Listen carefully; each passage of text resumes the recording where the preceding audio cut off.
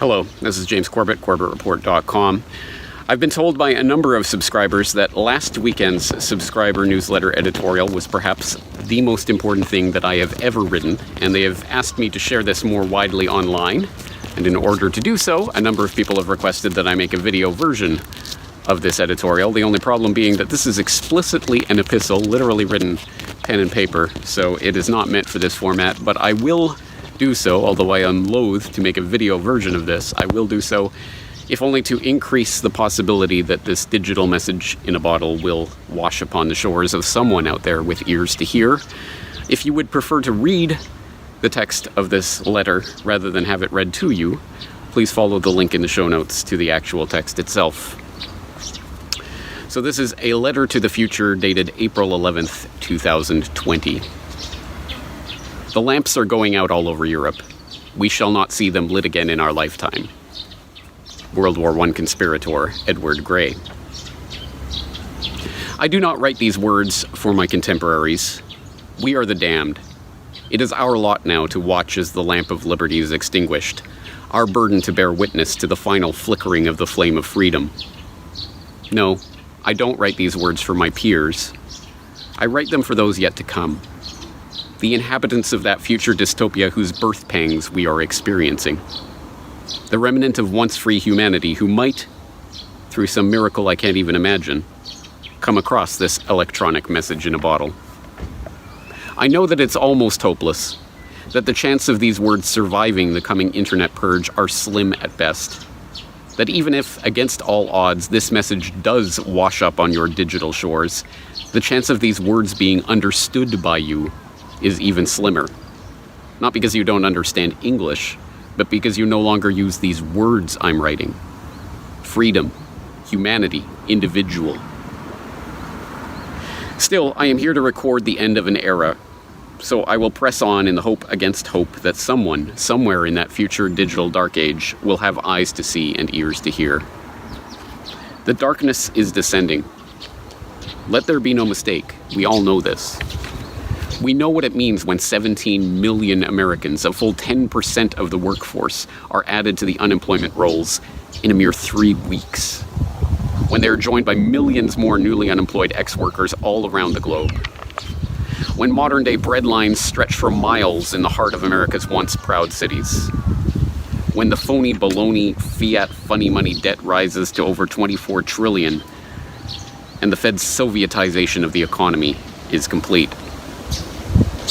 We know what it means when police start shooting people dead for not wearing a mask. When drones police quarantines from the sky and robots police lockdowns on the ground. When governments admit to tracking every movement of every citizen and begin internal checkpoints where digital immunity passports determine who may pass and who must stay in their home. We know what it means when billionaires start telling us that only their new experimental mRNA vaccines will be able to release us from this nightmare. When they threaten to mark us with invisible ink tattoos to ID the vaccinated. When they tell us that we will not be able to buy or sell or participate in the economy until we can prove our immunity. It means that the Corona world order has arrived. Oh, sure, some will still deny it. But they are only fooling themselves. They're afraid to admit that it's true. Many are still under the old conditioning that told them to bleat conspiracy theorist at anyone questioning authority. We have a name for that kind. Sheep. Or sometimes sheeple. The masses in our day are kept in the pen by jackbooted sheepdogs of the police state and led along by the political puppets who act as their shepherds. Occasionally a wise old-timer in the flock cottons onto the game, but the shepherd has only ever fleeced the flock. So he resigns himself to his fate. Why struggle? It's mostly pointless. Never did the sheeple suspect that someday the shepherds would lead them to the slaughter. It is a term of derision, of course, sheeple. But I like to think that it doesn't just speak to our stupidity. It speaks to a naivety, an innocence. We are trusting and gentle creatures by nature, peaceable, cooperative. That is nothing to be scorned. If it weren't for the predators in our midst, our failings would be counted as virtues. But I'm not here to say that. I'm here to say this. Resist, struggle, fight. You are not cogs in a machine, despite what the shepherds of your day may be telling you. You are free and beautiful human beings. You are not born under the authority of another. You choose how to live your life, not some bureaucrat, not some police robot, not some immunity checkpoint algorithm or QR code. You do not need permission to buy or to sell or to assemble or to speak your mind or to leave your home. You are not an asymptomatic carrier of whatever virus your misleaders are telling you to be afraid of. You do not have to shelter in place because someone in a white lab coat told you to. I want you to understand that once upon a time, the government didn't have the right to know where you were, who you were meeting with, what you were purchasing, and what you were doing 24/7. Hell, the government didn't even have the ability to do that. I need you to know that there was a time when you could leave your house when you wanted, buy and sell as you saw fit, meet your neighbors, rally, protest, party, live as free human beings were meant to live. What am I saying? These words, this language, it makes no sense to you, does it? These concepts don't exist in your time, do they? You go where you are told to go.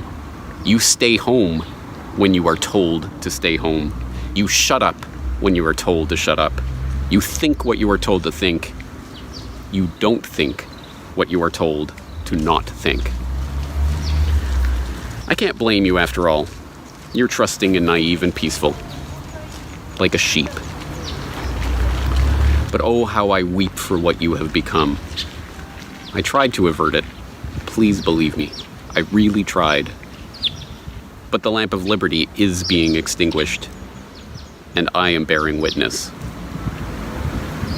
I don't know if history is something you study anymore, but in case it is not, UK Foreign Secretary Sir Edward Grey made his observation about the lamps going out all over Europe at the end of the so-called 12 days. According to the mainstream history books of our age, that was the period during the summer of 1914 that the British government was said to be trying to avert a world war. We are asked to believe that this prescient remark proved Grey to be a sage diplomat who was racked with grief over the pain and suffering that he sensed was about to be unleashed upon the world. But this is history by the winners of the worst kind. In truth, Grey was himself one of the conspirators who were actively working to bring about the First World War.